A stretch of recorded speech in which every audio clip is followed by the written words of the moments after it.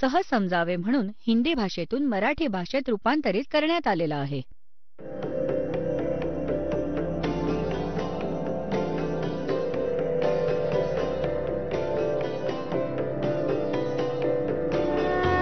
और ज्ञान सब ज्ञानडी कबीर ज्ञान सो ज्ञान और जैसे गोला तोब कायम करता चले मैदान.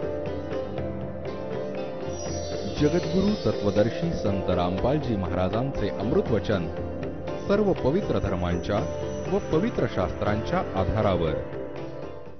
सकाळच्या सत्संगात विषय होता की 3 परमात्मा मुख्य रूपात, 3 पुरुष, क्षर पुरुष, अक्षर पुरुष आणि परमाक्षर पुरुष.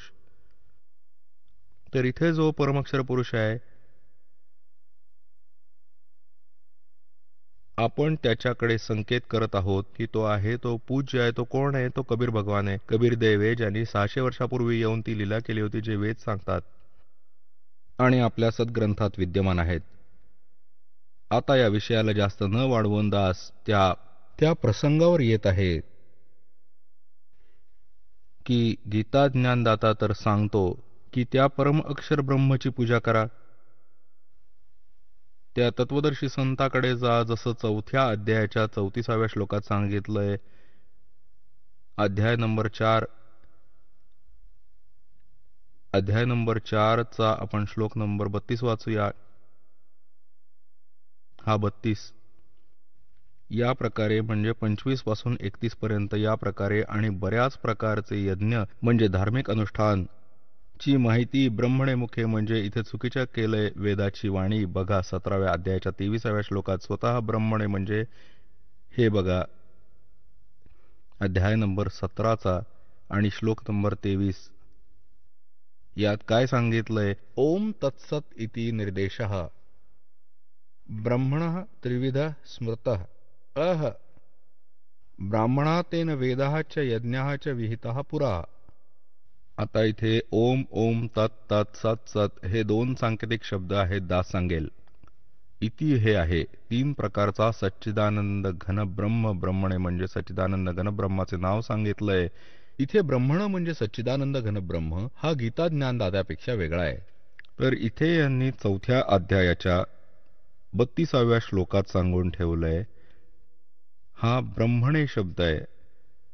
ब्रह्मण मुखे एवं बहुविधा या प्रकारे खूप प्रकारचे यज्ञाः म्हणजे धार्मिक अनुष्ठान, वितताः म्हणजे विस्तारपूर्वक, ब्रह्मणे मुख्य म्हणजे सच्चिदानंद घन ब्रह्माकडून आपल्या मुखकमलातून बोलले गेले ते तत्वज्ञान आहे.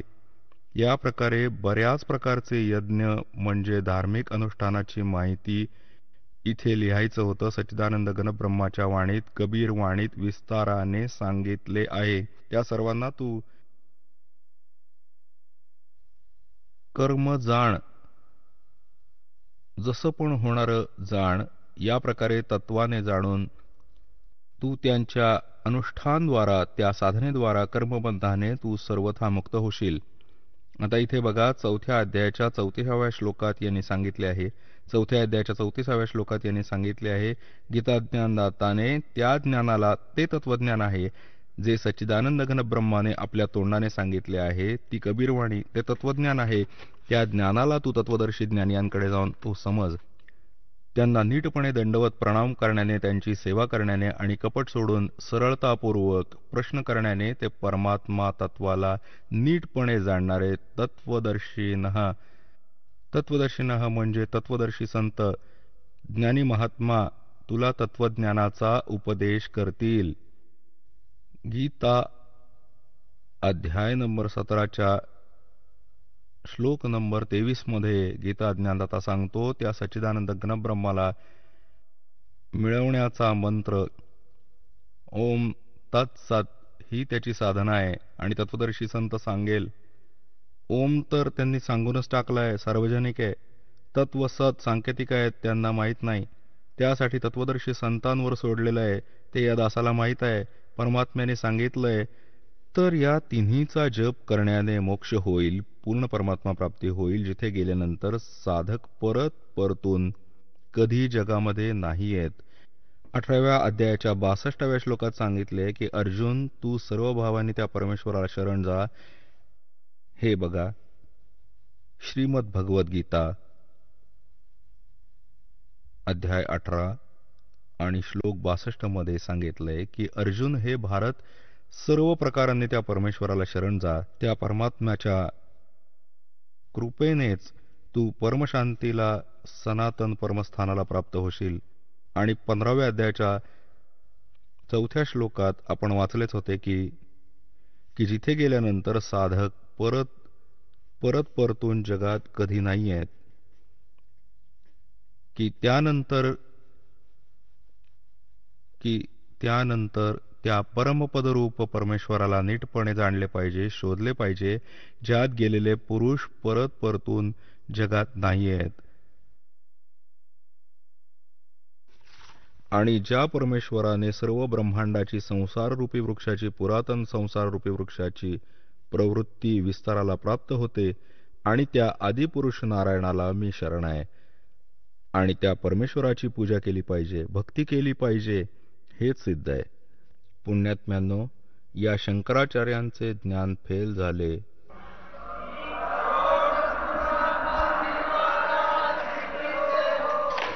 पुण्यात्म्यांनो, हा दास अभिमानाने नाही सांगत, कारण की ज्ञान नाही शंकराचार्यांनी बनवले, हे तर वेद, गीता आणि पुराणात लिहिले आहे.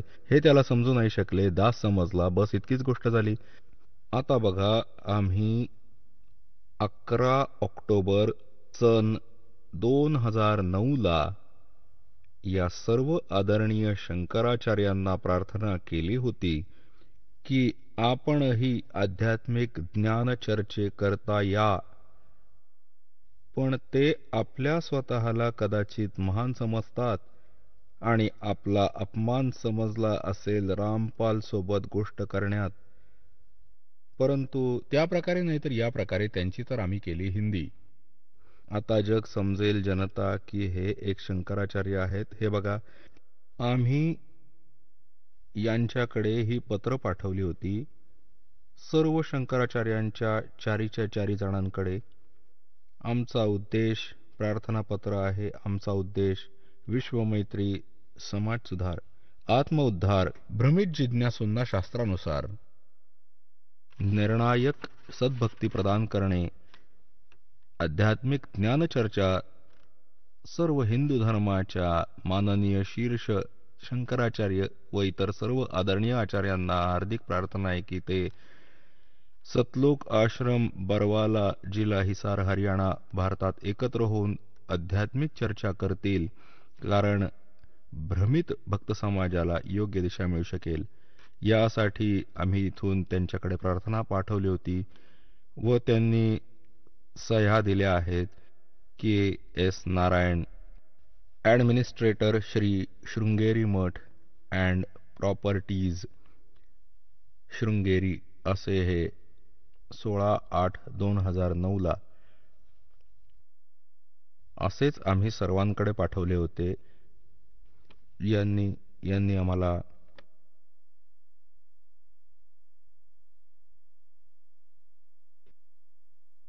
हे पत्र घेतले. प्रेमचंद्र उपाध्याय, प्रबंधक, ज्योतिषमठ, ज्योतिषाचार्य, ज्योतिषमठ यांना. तर या प्रकारे आम्ही हाताने घेऊन जाऊन व रजिस्ट्री करून आणि तो दिवस ठेवला होता आणि 2 चॅनलच्या माध्यमातून करायचे होते. बघा, या पत्रातच आहे हे, या पत्रातच हे आहे, इथे लिहिले आहे.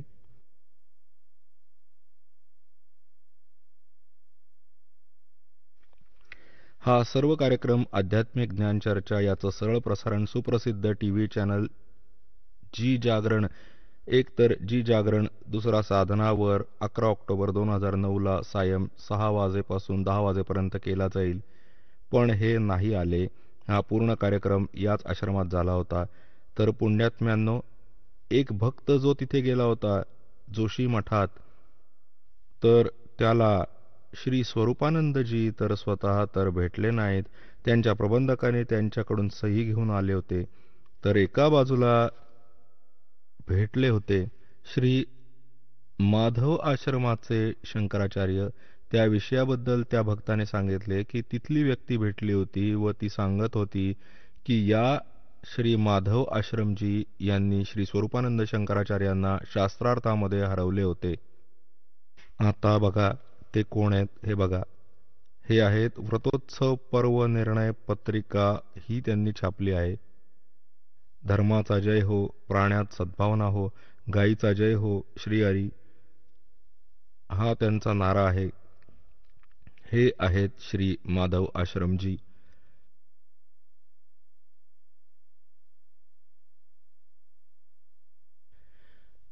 ज्योतिषपीठाधीश्वर हे म्हणतात मी अधिकारी आहे, हे आपला अधिकार मानतात. त्यावर ज्योतिषपीठाधीश्वर श्रीमद जगद्गुरु शंकराचार्य अनंत श्री विभूषित श्री स्वामी माधवाश्रमजी महाराज, ज्योतिर्मठ बद्रिका आश्रम हिमालय, श्रीकृष्ण बोध धाम 7 शंकराचार्य मार्ग सिव्हिल लाईन दिल्ली 54, हे इथे छापलं आहे.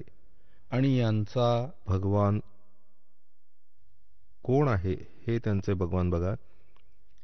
समाचार पत्र पंजीकृत धर्मसम्राट हे नाव आहे यांचे. जगद्गुरु शंकराचार्य ज्योतिषपीठाधीश्वर अनंत श्री स्वामी माधवाश्रमजी महाराज, बद्रिकाश्रम हिमालय अध्यक्ष अखिल भारतवर्षीय धर्मसंघ, हे यांचे पूज्य देवता आहेत. भगवान राम परिवार. आता जे आहे तिथले लोक सांगत होते की यांनी श्री माधवाश्रमजींनी, यांचं नाव आहे आदरणीय शंकराचार्यजींचे श्री माधवाश्रमजी महाराज, यांनी स्वरूपानंदांना हरवले आणि पूजा यांची आहे. हे त्यांचे भगवान. तर रजगुण ब्रह्मा, सतगुण विष्णू, तमगुण शिवजी, या तिन्ही देवतांची पूजा श्रीमद भगवत गीतामध्ये नाही म्हटले आहे. 7व्या अध्यायात 10 ते 12 व 20 ते 23 श्लोकात. ते येणाऱ्या काळात तुम्हाला दाखवू. आणि हे त्यांचीच पूजा करतात. तर पुण्यात्म्यांनो, सौभाग्य आहे आपलं. आपण सत्संगाला आले बरवाला आश्रमात. पूर्ण विश्वात कुठेही सत्संग नाही आहे. बोलो सतगुरुदेव की जय हो.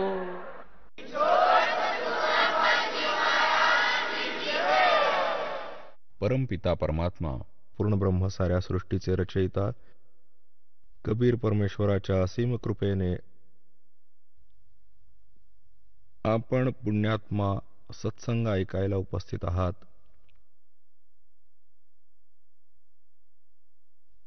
परमात्मा सांगतात, मात पिता मिल जाएंगे 184 माँ, सतगुरु सेवा और भक्ति या फिर मिलन की ना. परमात्मा स्वतः येऊन आपल्याला जागे करतात. आपण मोह ममतेच्या गाढ झोपेत झोपलेले असतो. तो परमपिता परमात्मा दयाळू भगवान आपल्याला येऊन आठवण करून देतो. मानुष जन्म दुर्लभ है, मिले न बारंबार. जैसे तरवर से पत्ता टूट गिरे, वो बोर न लगता डार. मानुष जन्म पाए कर जो नहीं रटे हरि नाम, जैसे कुआ जल बिना फिर बनवाया क्या काम. बिन उपदेश अचंभ है, ये क्यों जीवत है प्राण. भक्ति बिना काठोर है, वो नर नाही पाषाण. अगम निगम को खोज ले, बुद्धि विवेक विचार. उदय अस्त का राज मिले, तो बिन नाम बेगारे. राम रटत कोडी भला, चू चू पड़े जो चामे. ये सुंदर शरीर किस काम का, जामुख नाही नाम। राम रटत दारिद्र भलो, टूटी घर की छान। वो सुंदर महल किस काम के, जहां भक्ति नहीं भगवान।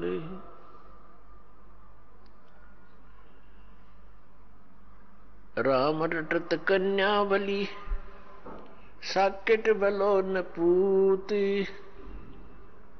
जैसे बकरी के गल में गल थणा, जिसमें दूध ना मूत। आपल्या परमात्म्याने, आमच्या पित्याने, आमच्या जनकाने येऊन आम्हाला हे ज्ञान दिले की तुम्ही या लोकाचे वासी नाही आहात, तुम्ही इथे राहणारे नाही आहात, आणि ज्या या सांसारिक सुखांना तुम्ही सुख मानता, हे खोटं सुख आहे, हे अस्थायी आहे। तुम्हाला इथं थांबवण्यासाठी तुम्हाला इतकं विवश केलं। या काळ भगवानाने आपल्या तिन्ही पुत्रांना ब्रह्माला रजगुणयुक्त बनवलं, विष्णूला सतगुणयुक्त बनवलं, आणि शंकराला, शिवजीला तमगुणयुक्त बनवलं। आणि यांच्या आतून निघणारी ती तरंग आपल्या सर्व लोकांना प्रभावित करत आहे। जरी हे भगवान, जरी हे प्रभू, हे स्वामी आपल्या आपल्या लोकात राहतात, ब्रह्मलोकात ब्रह्माजी, विष्णू लोकात विष्णूजी आणि शिवलोकात शिवजी, परंतु त्यांच्या आतून, त्यांच्या शरीरातून निघत असलेली ती गुणांची तरंग, ती आपल्याला प्रभावित करत आहे इथे बसलेल्यांना। या भगवानाच्या अंतर्गत, या स्वामींच्या अंतर्गत तिन्ही लोक येतात। हा पृथ्वीलोक, वर स्वर्गलोक व खाली पाताळ लोक, या तीन लोकात प्राणी आहेत, आणि याच्या बाहेरचे जे प्राणी आहेत ते यांच्या पोहोचच्या बाहेर आहेत, बाहेरच्या दुसऱ्या लोकात।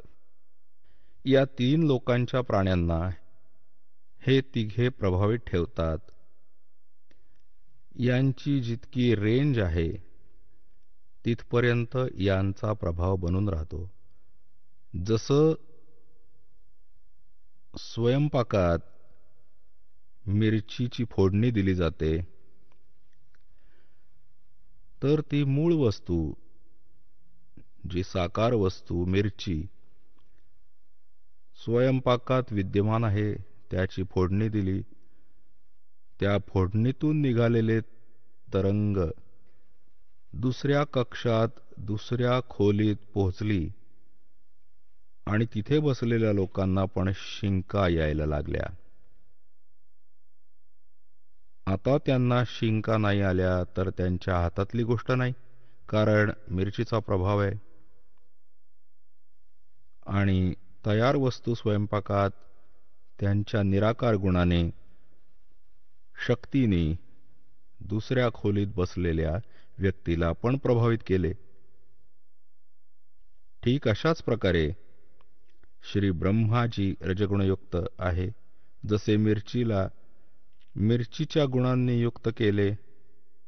आता मिरची तर आहेच, त्याचं नाव पण, गुण पण तेच आहेत जे त्याचं नाव आहे, तर गुण पण तेच आहेत व मिरची पण तीच आहे। या प्रकारे हे ब्रह्मा रजगुण आहेत, तर गुण पण हेच आहेत, कारण यांनीच आपण प्रभावित होतो। तर ब्रह्मा म्हणा किंवा रजगुण म्हणा, याप्रमाणे अन्य या दोन्ही भगवानांची, सत्वगुण विष्णू, तमगुण शिवजी, समजा परमात्म्याने येऊन सांगितलं की तुम्हाला मोठ्या सुनियोजित पद्धतीने षडयंत्र रचून तुम्हाला इथे थांबवलं आहे. पुण्यात्म्यांनो, तुम्ही खूप भोळे आहात, बालक आहात. याला भगवानाच्या मार्गात आणि बालकाची इतकी बुद्धी नसते की तो आपला तोटा व फायद्याचा विचार करेल. तुम्ही तर इतके अबोध बालक आहात, जोपर्यंत आपल्याला तत्वज्ञान नाही होणार. जसं एक छोटंसं मूल, एक 1.5-2 वर्षाचं बालक, त्याला ज्ञानच नाही कोणत्याही पदार्थाचं, हे चांगलं आहे का वाईट आहे. तो छोटा बालक कोणतीही अशी वस्तू, जशी अग्नीत हात देतो, गरम दूध आहे ठेवलंय ग्लासमध्ये, त्यावर हात मारतो, पाडून देतो, स्वतः पण भाजतो, हात पण भाजतो. तर असं त्याला माहीतच नसतं आणि मग रडतो. त्याला माहीतच नाही की जे तो करत आहे ते न करण्याचे कार्य आहेत. ठीक अशा प्रकारे परमात्म्याने, परमेश्वर कबीरजींनी येऊन सांगितलं की ज्या क्रिया तुम्ही करत आहात, ज्या शास्त्र अनुकूल नाही आहेत, त्या क्रिया करायच्या नाहीत. शास्त्र अनुकूल कोणकोणत्या क्रिया आहेत, कोणकोणत्या न करायला पाहिजेत, कोणत्या केल्या पाहिजेत, त्या विषयात शास्त्रच प्रमाण आहे. त्या परमेश्वराने येऊन आपल्याला आठवण दिली. झूठे सुख को सुख कहे, ये मान रहा मन मोदे, ये सकल चबीना काल का, कुछ मुख में कुछ गोदे. परमात्म्याने आम्हाला आठवण करून दिली. तुम्हाला इथे असं थांबवून ठेवलंय. जसं कसाई बकऱ्या पाळतो, नर आणि मादीला एकाच स्थानावर ठेवतो 100 संख्येत. ज्या कसायाची चांगली विक्री होत आहे, तो किती शेकडो संख्येने बकऱ्यांना पाळतो. त्यांच्या चरण्यासाठी एक जागा बनवतो, एक तलाव बनवतो, एक छप्पर बनवतो. ऊन थंडीपासून वाचण्यासाठी ते या छपराखाली येतात आणि हा त्यांची नीट देखभाल करतो, लक्ष देतो. तर बकरे भोळे ते समजतात की आमचा स्वामी, आमचा मालक खूप दयाळू आहे, आमच्यासाठी किती सुविधा दिली आहे. पण त्यांना हे ज्ञान नाही की जेव्हा तुमच्या इथून ते कोणाच्या मुलाला काढून नेतात, कोणाच्या मुलीला, कोणाच्या आईला, कोणाच्या भावाला किंवा पित्याला, तर त्यावेळी त्याचा दयाळूपणा त्याच्या बुद्धीत नाही राहत. तर पुण्यात्म्यांनो, जेव्हा तो कसाई बकऱ्यांजवळ जातो, ते बकरे त्याला खरा व्यक्ती मानून, आपला हितैषी मानून त्याच्याकडे पळत जातात, त्याला प्रेम देऊ बघतात. जसं काही जो कोणी कोणत्या प्राण्याला सांभाळतो दर दिवशी, आणि तो पशु, म्हैस वा गाय, बैल, जेव्हा ती व्यक्ती त्यांच्याजवळ येते त्यावर तो प्रेम करतो, लाड करतो, कारण आत्म्याच्या आत केलेल्या प्रतिफळाचा एक विशेष भाव बनतो. याच आधाराने ती बकरी त्या कसायाच्या हाताला चाटते. कोणी असे पाय वर करून त्याच्या छातीजवळ येऊन बघतो, प्रेम देऊ बघतात.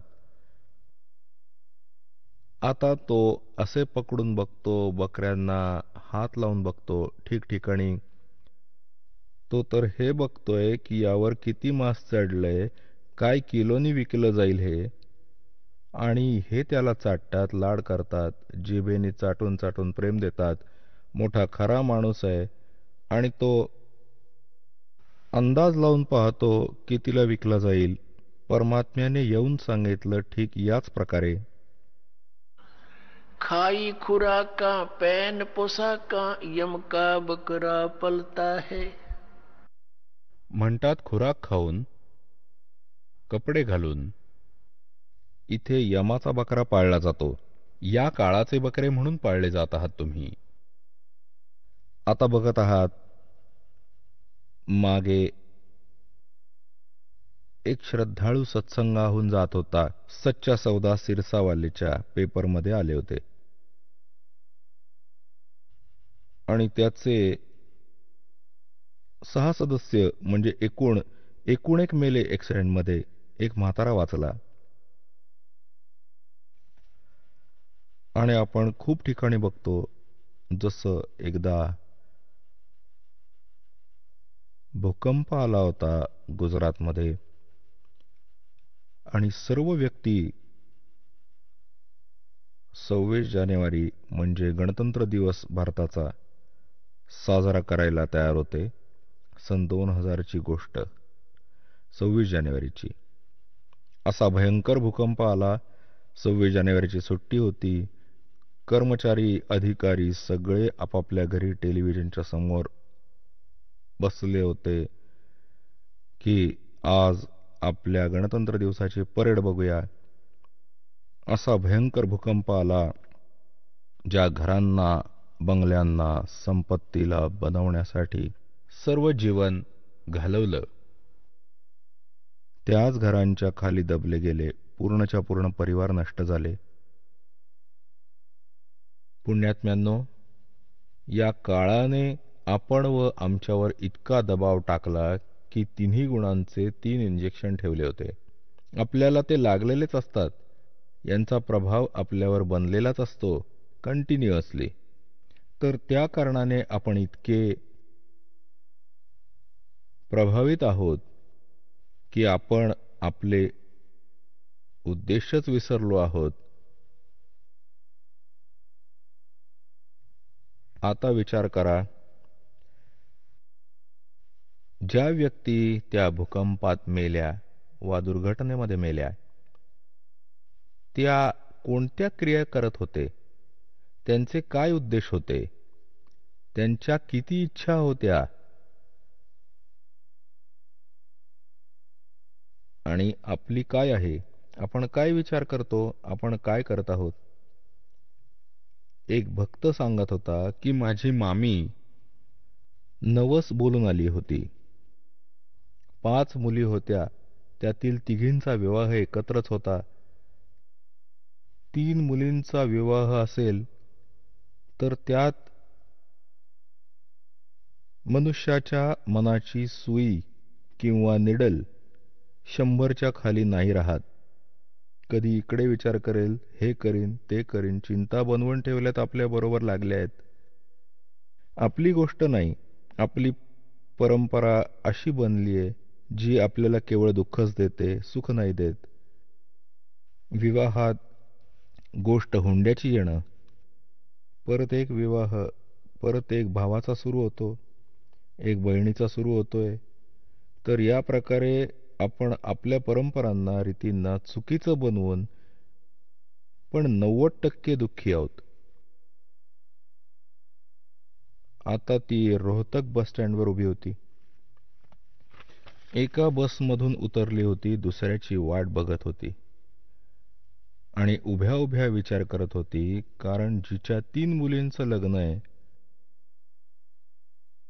जी अनउपदेशी आहे, आमचे भक्त तर या आजार व वाईटपणापासून किती दूर होतील, ज्ञानानी होतील, कोणत्या प्रतिबंधांनी नाही. मुलांचा विवाह भगवानांनी करून ठेवलेला असतो. ही आपली चूक आहे. नंतर जी नाटकबाजी, नाचणं, कूदणं, डीजे लावणे, फंड करणे, हे पूर्ण चूक आहे. हे या विवाहाच्या वेळेला, इतक्या पुण्यसंयोगाच्या वेळी अशी बकवास नाही करायला पाहिजे. कोणी दारू पितंय, नाचतंय, उड्या मारतंय, ही काय गोष्ट आहे? लग्न कोणाचं, नाचतं कोण, हे काय चांगलं आहे? काय अक्कल आहे? लाडू कोणी खातंय आणि उड्या मारतंय कोणी, सांगा, ही काय गोष्ट आहे?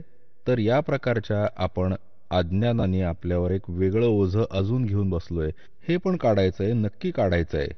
भक्ती तेव्हाच चालते, भक्त तेव्हाच बनाल. आता ती माहीत नाही की काय काय विचार करत होती. तिथे असं करीन, तसं करीन, ते असं आणायचंय, ते अमुक असं करायचंय. मुलीचे कपडे शिवायचे म्हणजे 100 चिंता असतात. तिथे खांबाला लागून उभ्या उभ्या असंच चिंतन करत होती. कुठे दुसरीकडे फिरत होती. उभी होती तिथेच. एका ड्रायव्हरला बस मागे घेऊन उभी करायची होती आपल्या स्थानावर. कंडक्टर होता सुट्टे पैसे देण्यात मग्न. कोणाचे राहिलेले ते पैसे. ड्रायव्हरने विचार केला, पटकन बस मागे लावू. त्यांनी बस मागे घेतली आणि जास्त वाकडी न होऊन खांबाला सरळ होईल. त्यांनी पाहिलं नाही दुसऱ्या बाजूला. ती मागे जाऊन आणि त्या भगिनीचे पण लक्ष नाही, कारण ती तर विचारात मग्न होती. तिच्या छातीवर येऊन लागली बस. ती मागे खांबाला टेकून उभी होती. तिथेच अर्ध्या तासात तडफडून मेली. आता ते लग्न पण राहून गेलं आणि जे इकडची तिकडची. एका सेकंदाचा वेळ नव्हता. आता ती कुठे गेली? तर पुण्यात्म्यांनो, आपण किती बालक आहोत. आपल्याला भय नाही राहिलं. आपल्याला लक्षात नाही राहिलं ती जाण्याची वेळ. आणि जोपर्यंत आपल्याला इथून जाण्याची वेळ लक्षात नाही राहणार, आपण भक्त नाही बनू शकणार. आपण वाईटापासून वाचू नाही शकणार. आता आज कोणी नाचतोय, उड्या मारतोय. आता वर्तमानपत्रात पाहिलं, वाचलं, त्यात काय लिहिलं होतं की एक विवाह होता आणि पहिल्या दिवशी तर DJ बोलवून नाचत होते. बहीण पण सगळे दुसरे भाऊ नातेवाईक नाचत होते डीजेवर, ते पण वर्तमानपत्रात. आणि दुसऱ्या दिवशी तो नवरदेव जो विवाह करण्यासाठी चालला होता, कार ॲक्सिडेंट झाला ट्रेलर बरोबर. जितके सदस्य त्याच्या बरोबर बसले होते, व्यक्ती सगळे मेले, तो पण मेला.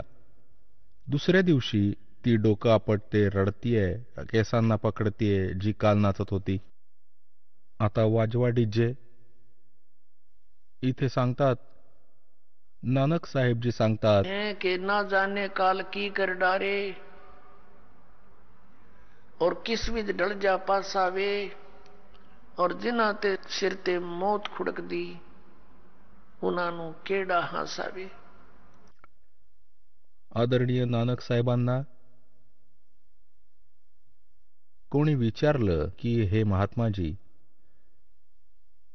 तुम्ही कधीही आनंदी नाही दिसत, ना कोणता सण व तीज मनवता. तेव्हा त्यांनी सांगितलं होतं, बंधू नाही माहीत इथं कोणती वीज पडेल क्षणात, आणि आम्हाला तर आमचा मृत्यू दिसत आहे. याकरता रुची नाही होत या नाचण्यात आणि गाण्यात.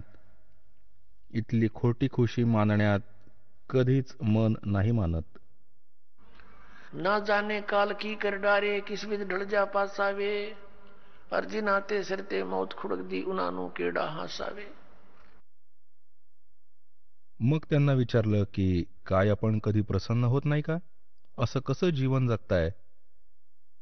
तेव्हा ते म्हणाले की मी प्रसन्न होतो.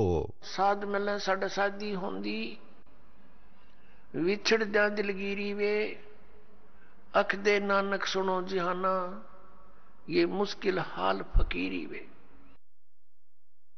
नानक साहेबजी म्हणतायत की जेव्हा माझे भक्त, माझी साध संगत येथे येतात सत्संग श्रवण करायला, तेव्हा मला खूप खुशी होते. ते आपल्या लग्नासारखंच आहे. ते आपली खुशी आहेत. आणि मग जेव्हा ते इथून परत संसारात जातात इथून, तेव्हा मला खूप खेद होतो, खूप त्रास, दुःख होतं, काळजी लागून राहते. असे न होवो माझ्या लेकरांसाठी, ज्यांना मी मुश्किलीने मार्गावर आणले आहे, सत सांगितले आहे, परमात्म्याचं खरं ज्ञान समजावलं आहे. कुठे काही काल, कारण की या जगात हे ज्ञान जाणणाऱ्या व्यक्ती नाही आहेत. एक एकटा संतच असतो जो सत्मार्ग देतो. असंतांची गणती होत नाही. त्यांच्यामुळे प्रभावित झालेले अन्य श्रद्धाळू पण त्यांच्यासारखेच बोलतात, तशाच क्रिया करतात.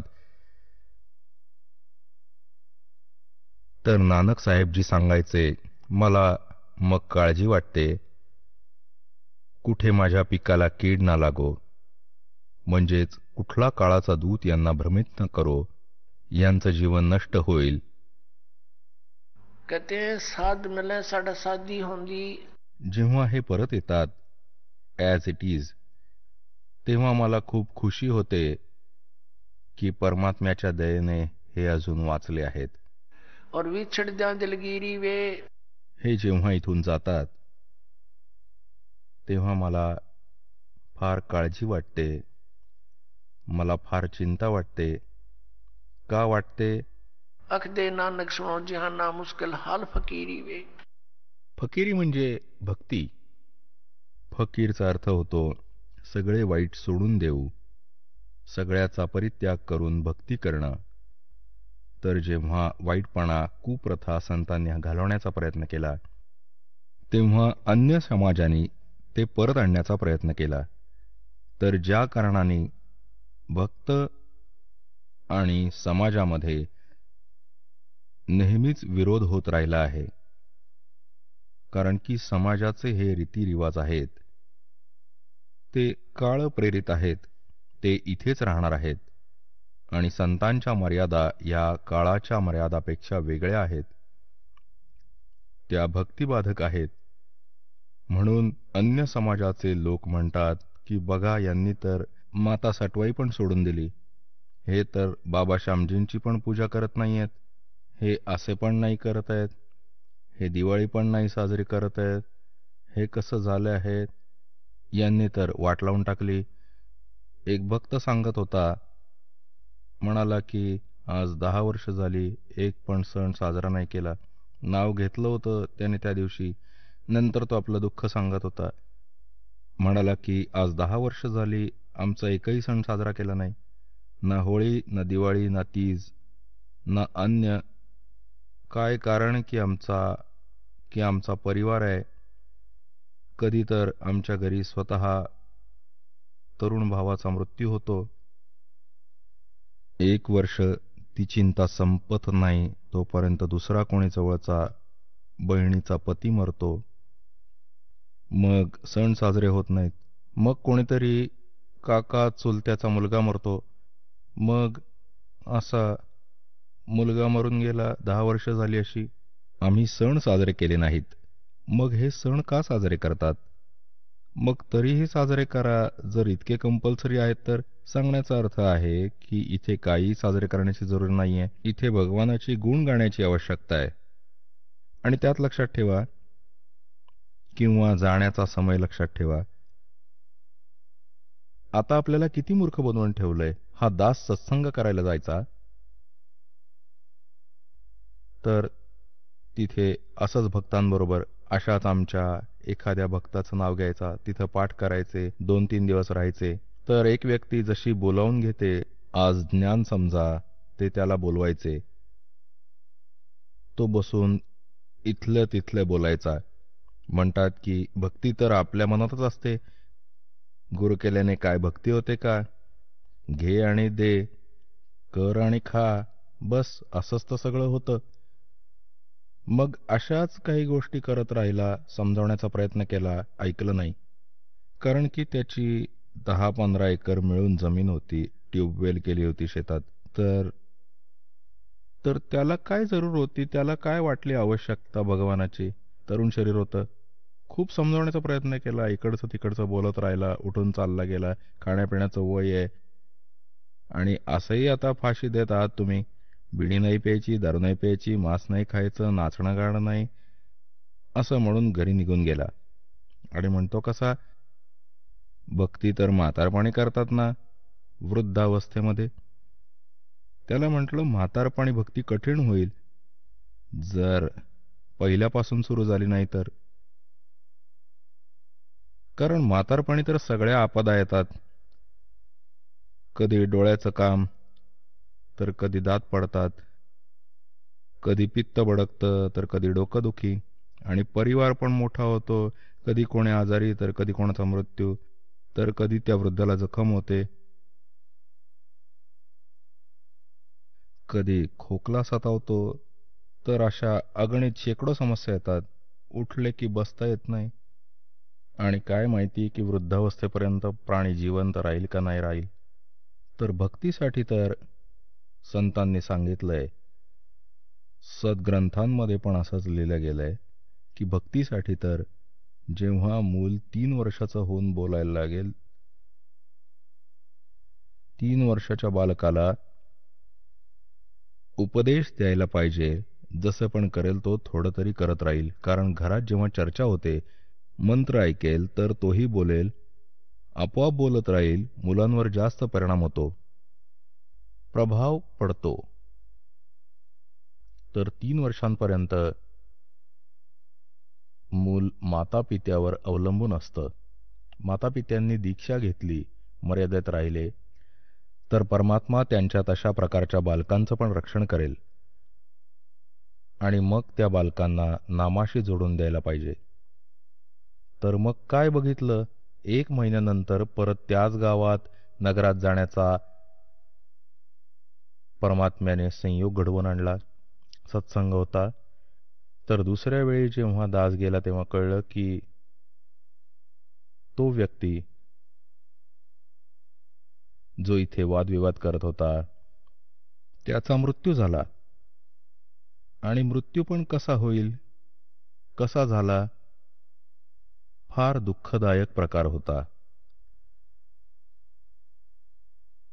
त्याची स्वतःची एक विहीर होती.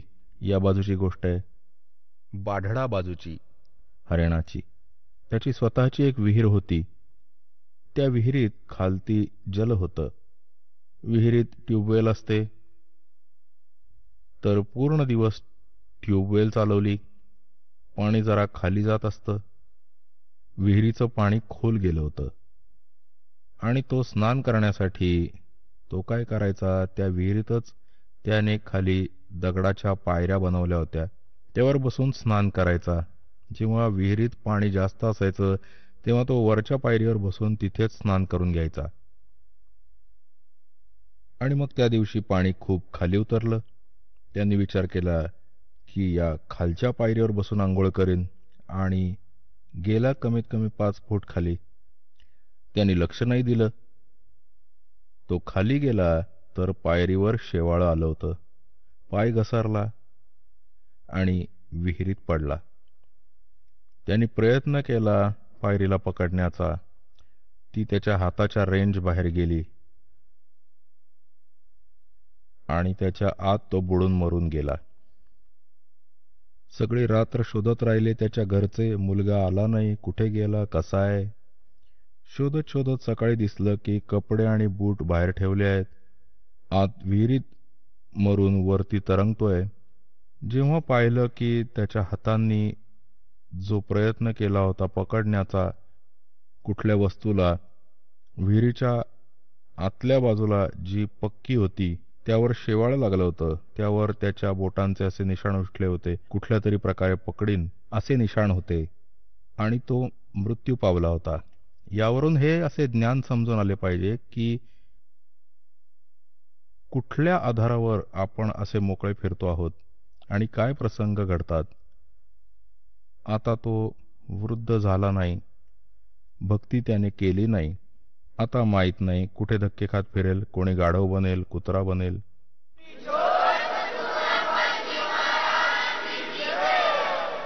चला आता आपण त्या श्रद्धाळूंचे अनुभव जाणून घेऊयात, ज्यांनी जगद्गुरू तत्वदर्शी संत रामपालजी महाराजांकडून दीक्षा प्राप्त केलेली आहे, तसेच त्यांच्याद्वारा सांगितलेल्या भक्ती मार्गावर चालत आहेत. नमस्कार. नमस्कार.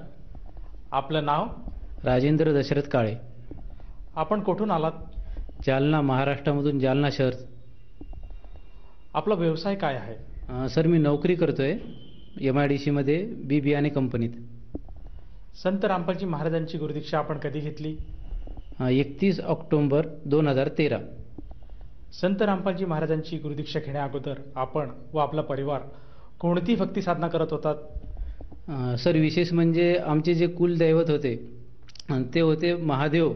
म्हणजे महादेवाची पिंड आहे आमच्या इथे संगमेश्वर म्हणून गावामध्ये, त्यांची आमचे घरचे परिवार खास उपासना तेच करत होते. परंतु मी जे आहे जालना सिटीमध्ये असल्यामुळं माझे आत्या म्हणून त्यांच्याकडे मी राहायचो. तर तिथं माझ्या आत्याचं असं, त्यांनी मला लाड पुरवण्याच्या अगोदर, ते 10व्या वर्षाचा होतो मी, ते म्हणायचे जोपर्यंत तू मंदिरात जाऊन येणार नाही, दर्शन करून येणार नाही, तोपर्यंत तुला कोणत्याही प्रकारचा लाड पुरवण्यात येणार नाही. त्याच्यामुळे मला मजबुरन का होईना तर मी मंदिरात रोज जायचो. असं करता करता जेव्हा माझ्या लक्षात आलं तर मला एक सवय पडली की मंदिरात जाण्याची सवय पडली आणि मला तिथं मंदिरामध्ये श्रद्धा खूप चांगलं वाटू लागलं, भक्ती, आरती. तर मी विठ्ठलाच्या मंदिरामध्ये जायचो, भजन वगैरे रात्री आत्यासोबत. आणि परत नाथबाबा मंदिर म्हणून जालन्यामध्ये, नाथबाबा गल्लीमध्ये, तर तिथं पण भरपूर काही देवी देवता आहेत. जसं महादेव मंदिर आहे, महादेवांचे स्तोत्र रोज मी तिथं स्तोत्र बोलायचो. आणि गणपती महाराजांची जी आरती आहे ते आरतीसुद्धा रोज तिथं मी बोलायचो. आणि परत हनुमानजी आहे, विशेष म्हणजे हनुमानजीची हनुमान चालीसा तर मी कंपल्सरी तिथं मंदिरात गेल्यावर रोजच बोलायचो. परत त्याच्यानंतर तिथं जे स्तोत्र आहेत प्रत्येक देवी देवताचे, सप्तशृंगी देवीचे पण तिथं छोटेसे मंदिर होते. परत ऋणीचा दरबार म्हणून जे रामदेव बाबा आहेत राजस्थानचे, तिथं पण छोटंसं मंदिर नाथबाबा मंदिरमध्ये होते. त्यांची पण पूर्ण आरती होस्तर मी तिथं थांबायचो. त्याच्यानंतर परत तिथं छोटे छोटे प्रकारचे बाबा होते, त्या बाबांचे जे काही मंत्र होते ते पण मी तिथं उच्चार करायचो. म्हणजे हे एक माझ्या डेली सवय पडली होती की मंदिरात जाऊन हे सगळं करायचं. त्याच्यानंतर मला थोडंसं तिथं माझी श्रद्धा वाढली आणि मी रोज जायचो, सगळे जातात म्हणून. परंतु मला आजपर्यंत असं माहिती नव्हतं की पूर्ण परमात्मा आहे कोणी, किंवा देवी देवता पण आपल्याला काही मोक्ष वगैरे देऊ शकतात, हे मला ज्ञान नव्हतं. तरीसुद्धा मी घरापासून ड्युटीपर्यंत 7 किलोमीटरच्या अंतरावर मी सायकलवर जायचो. आणि त्या दरम्यान मी हनुमान चालीसा जवळपास 7 ते 8 वेळेस मनामध्ये म्हणायचो. एवढं सुद्धा करून सुद्धा माझ्यासोबत असं झालं की एका 2 व्हीलरवाल्याने माझं सायकलला धडक मारली आणि माझं छोटंसं ॲक्सिडेंट झालं. तरीसुद्धा माझी आस्था भरपूर तेव्हा पण होती आणि नंतर पण होती. नंतर काय झालं की आमच्या इथं महाराष्ट्रामध्ये विशेष करून गणपती बसवायचो आम्ही म्हणजे मंडळ असायचं आणि वर्गणी सगळी जमा करायचो. तर त्या 10 दिवसामध्ये सुद्धा सकाळची आरती, संध्याकाळची आरती कंपल्सरी मी जायचो मंडळामध्ये आणि तिथं माझं मन रमायचं आरतीमध्ये. त्याच्यानंतर परत आमच्या जालन्यामध्ये 25 किलोमीटर राजूर गणपती आहे, तिथं सुद्धा पायी म्हणजे वर्षातून एकदा संकष्ट चतुर्थी येत असती, तिथं सुद्धा मी जायचो आणि उपवास सुद्धा करायचो. परत महाराष्ट्रामध्ये विशेष करून एकादशी असते, तर ती एकादशी वर्षामधून एकदा आषाढी एकादशी, ते पण उपवास करायचो. आणि महाशिवरात्रीचे पण विशेष करून उपवास करायचो. हे सर्व करता करता माझी आणखीन श्रद्धा वाढत गेली. परंतु कालांतराने मग माझे लग्न झाले. लग्न झाल्यानंतर असं झालं की माझे जे मानसिक त्रास आहे ते वाढत गेलं, कारण लग्नानंतर भरपूर काही समस्या उद्भवतात. तसंच माझ्यासोबत सुद्धा झालेले. मग माझी आस्था असून मला असं वाटलं की माझे बहुतेक हे कुठेतरी मी असं वाचलंय, ऐकलंय, सुविचार की आपले जे पापकर्म आहे ते आपल्याला भोगावंच लागतील. तर मग माझी श्रद्धा असं वाढली की मी देवीदेवतांची मंदिरात तर जातोच आहे, त्यांचे स्तोत्र वाचतोय, आरती म्हणतोय, हनुमान चालीसा बोलतोय. तर मला कुठेतरी समाधान होईल असं मला वाटायचं की माझं जे मानसिक त्रास आहे लग्नानंतरचं हे कुठेतरी कमी होईल. परंतु काय झालं, ते वाढतच गेलं. मग कालांतराने जसं 6 महिने स्वामी समर्थ महाराजांची इथं चंदनजिरा म्हणून विभाग आहे, तिथं मी राहायचो भाड्यानं. तिथं एक मठ आहे छोटंसं, तर त्या केंद्रामध्ये मी त्यांचा संकल्प घेतला आणि त्यांची गुरुदीक्षा घेतली स्वामी समर्थांची. सकाळी 3 पाठ वाचायचो दिवसभरात आणि 11 माळी स्वामी समर्थांचे नाम जप करायचो. त्याच्यानंतर कालांतराने काय झालं, मला मानसिक शांती तर काही झाली नाही, पण मला स्वतःला असं वाटायलं की इथं श्रद्धा आहे, कारण हे ते मूर्ती पूजा करत नाही.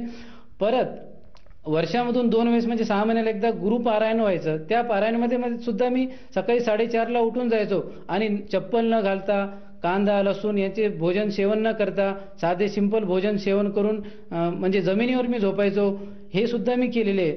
याच्यानंतर सुद्धा मला जेव्हा असं एवढं करून बी जेव्हा मला माझे जे मानसिक त्रास आहे हे कमी होत नव्हतं, पण श्रद्धा अतूट होती देवी देवतांमध्ये.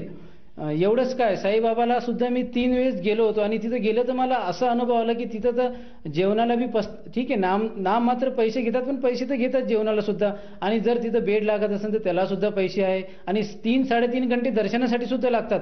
तरी सुद्धा माझी देवामध्ये, कोणत्याही देवामध्ये आस्था कमी झाली नाही. परंतु जसं मी टीव्हीवर सिरियल पाहू लागलो तर तिथं मी स्वामी समर्थांचे नाटक पाहायचो, हर हर महादेवचे नाटक पाहायचो. आणि हे करता करता जेव्हा पारायणमध्ये श्री दत्तचरित्र जेव्हा मी गुरुदत्तचरित्र पारायणमध्ये वाचले तर त्याच्यामध्ये शेवटी माझ्या अशा लक्षात आले की आपले मनुष्याचे जे पाप कर्म आहे ते त्याच्या जन्मासोबत मरेपर्यंत भोगावंच लागतात, त्याला कोणीही पूर्ण किंवा कमी करू शकत नाही असं मला कळलं. सर, जसं तुम्ही सांगत आहात की तुम्ही संत रामपालजी महाराजांची गुरुदीक्षा घेण्या अगोदर महाराष्ट्रामध्ये जी प्रचलित भक्ती साधना आहे ती करत होतात, जसे की मंदिरात जाणे, देवळात जाणे, त्यांची साधना करणे, मंत्रोच्चार करणे, हे सगळं करतच होतात. म्हणजे तुम्ही पूर्वीपासूनच एक भक्ती साधनेत लीन होतात. असं असताना तुम्हाला का वाटलं की तुम्ही संत रामपालजी महाराजांची भक्ती स्वीकारावी किंवा त्यांनी जो मार्ग सांगितला त्या मार्गाकडे आपण वळावे? सर, मी तुम्हाला सांगू इच्छितो की मी देवी देवतांचीच काय, माझ्या घराच्या बाजूला एक मस्जिद होती, तिथं जे दुआ करायचे किंवा ते आपल्याला तिथं मंत्र म्हणायचे, तिथं पण आम्ही मस्जिदीच्या बाहेर उभा राहायचो की बाबा इथं बी आस्था आहे, सगळे जातात, म्हणजे इथं बी काहीतरी आहे, म्हणजे नेमकं देव आहे का परमात्मा हे तर माहिती नव्हतं या जीवाला, परंतु आस्था होती. परत महावीर जैन हे इथं एक स्थानक आहे, त्याच्यामध्ये पण आस्था होती. एवढं सर्व आस्था असून सुद्धा माझी जी मानसिक त्रास परेशानी हे पूर्ण झाली नाही. परंतु सभागती असं झालं की माझ्या वडिलाचे जे गुडघे दुखत होते, तर मी जे रामदेव बाबा आहे त्यांचे औषध आस्था चॅनल पाहायचो रात्री, स्वामी समर्थाचे नाटक, महादेवांचे नाटक हे पाहता पाहता. तर त्याच्यानंतर रात्री 9च्या दरम्यान साधना टीव्हीवर संत रामपालजी महाराज यांचे सत्संग सुरू झाले. आता देवाची ओढ तर होतीच, मग मी पाहिलं की हे जे संत रामपालजी महाराज आहे हे तर सर्व वेद, शास्त्र, पुराण, बायबल, कुराण शरीफ याच्यामध्ये सर्वामध्ये हे पुरावा करून द्यायले की पूर्ण परमात्मा एक आहे आणि पूर्ण परमात्मा हे जीवाचे जे कष्ट आहे, पाप आहे, घोर जे पाप आहे हे पूर्ण नष्ट करून, समजा एखादा रोगी आहे, तो रोग्याचं जीवन जरी संपलं असेल तर वेदाप्रमाणे त्यांनी आम्हाला एवढं समजवलं की एखाद्या रोगाचे जीवन संपत असेल आणि जो पूर्ण नियमात राहून पूर्ण परमात्माची भक्ती करेल तर त्याचे परमात्मा दुःख आणि त्याचे रोग हे संपून त्याचं जर आयुष्य संपलं असेल ते सुद्धा परत 100 वर्षाचं आयुष्य भक्ती करण्यासाठी देऊ शकतात, जर तो नियमामध्ये राहत असेल तर. असं करता करता मी जवळपास 3-3 तासाचे सत्संग शनिवारी रविवारी 2012-13च्या दरम्यान मी पाहायचो आणि मला असं कळलं की इथं संत रामपालजी महाराजीचं जिथं आश्रम आहे त्या आश्रममध्ये गेल्यानं आपल्याला काहीतरी फायदा भेटेल. असं मी विचार करता करता परत माझं लक्ष गेलं की ह्या टीव्हीवर असं पण लिहिलेले आहे की इथं फ्री पुस्तक मागवली, तुम्ही ऑर्डर केली तर पुस्तक फ्री येईल. मी प्रयत्न केला, खरंच असं असू शकतं का बाबा, इतक्या लांबून हरियाणाहून पुस्तक येईल का? माझी आस्था होती म्हणून मी पुस्तक मागवली, कारण देवांच्या पुस्तकामध्ये वाचण्याची माझी खूप आवड होती. संत रामपालजी महाराजांच्या कृपेने रोज 2-3 पानं का होईना ती पूर्ण पुस्तक वाचली आणि मला प्रबळ असं मनोबल वाढलं की याच्यामध्ये असं अनेक प्रकारचे माझ्यापेक्षा भयंकर अनुभव दिलेले जे दुःख आहे ते त्यांची संत रामपालजी महाराजांच्या भक्तीनं, पूर्ण परमात्माच्या भक्तीनं पूर्ण झालेले आहे. तर माझे मनस्ताप का कमी होणार नाही? परत मला जे समजा 7 वर्ष झाले होते लग्न होऊन, मला संतान नव्हती.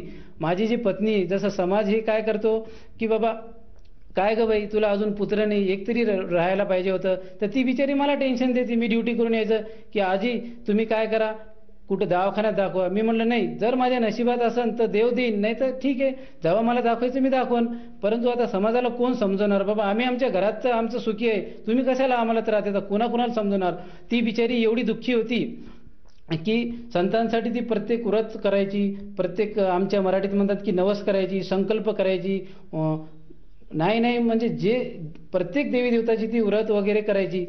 जेव्हा मला असं लक्षात आलं संत रामपालजी महाराजींचे सत्संग पाहून की इथं आपलं दुःख काय, इथं तर मोक्ष पण भेटन आणि तुमचं कोणत्याही प्रकारचं रोग पण कमी होईल, तुम्हाला आर्थिक, मानसिक आणि शारीरिक आणि पारिवारिक सर्व समस्या इथं संपून जातील आणि तुम्हाला पूर्ण सुख भेटन, हे जेव्हा माझ्या लक्षात आलं. आणि परत मी एक लक्ष केंद्रित केलं की टीव्हीवर असं लिहिलेले होते की संत रामपालजी महाराज हरियाणा इथे राहण्याची, जेवणाची, खाण्याची ही व्यवस्था फ्री आहे, फ्री ऑफ कास्ट आहे. तर मी विचार केलं इतकं कोण सुविधा देणार? परंतु माझी जी इच्छा होती 4 धाम करावं, ही माझी पहिले काय होती, एक दृढ इच्छा होती.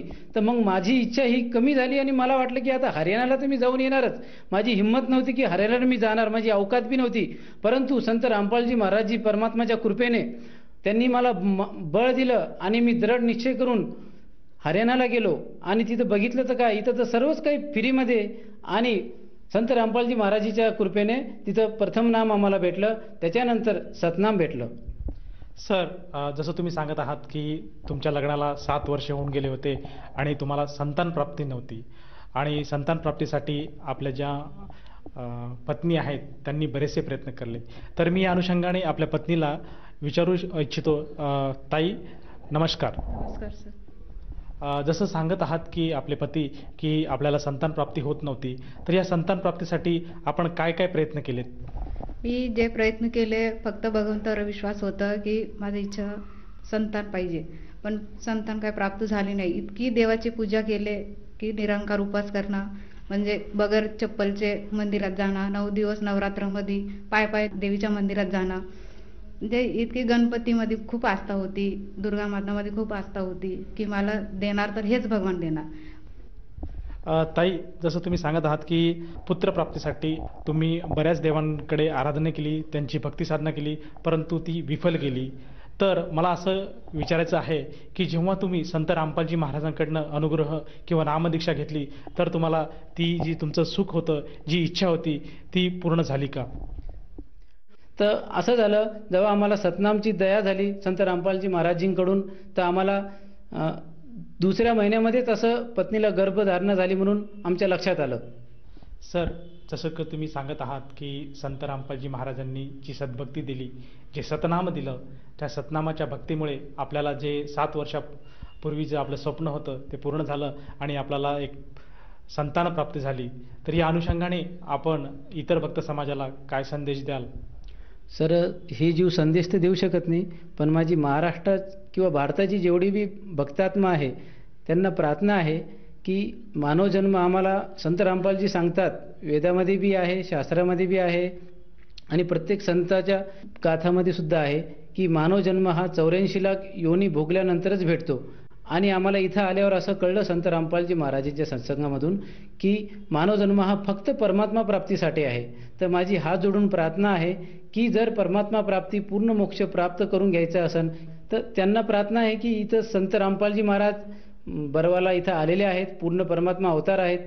ते पूर्ण वेद, शास्त्र, पुराण, कुराण, बायबल ह्या सर्व पवित्र धर्मग्रंथांमधून आपल्याला तत्वज्ञान सांगून आणि शास्त्रानुसार भक्ती करून आपल्याला जे कमतरता आहे आपल्या जीवनामध्ये, मोक्ष तर देतातच, त्यांचं मेन उद्देश मोक्ष आहे, आणि आपले सर्व अडचणीसुद्धा इथं कमी होतात. आणि माझी प्रार्थना शेवटी हीच आहे की सर्वांनी, भक्त समाजांनी संत रामपालजी महाराजजींकडे येऊन शनी नाम दीक्षा ग्रहण करावी आणि आपलं जे अमूल्य जीवन आहे त्याचा उद्धार करावं, एवढीच दासची प्रार्थना आहे.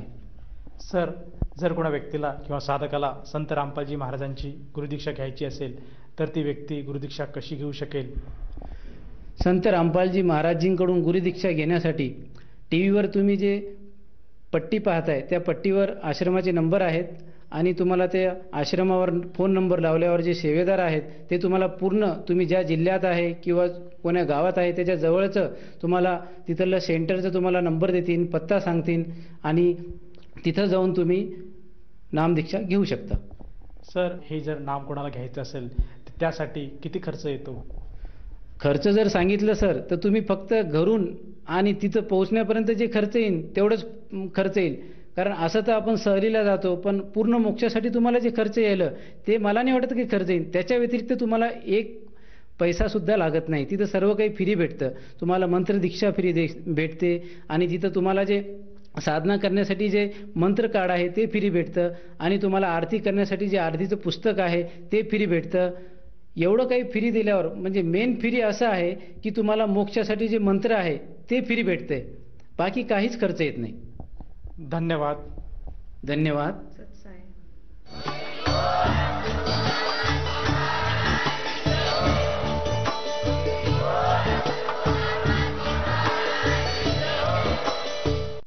आपण ऐकत होता जगद्गुरु तत्वदर्शी संत रामपालजी महाराजांचे मंगल प्रवचन.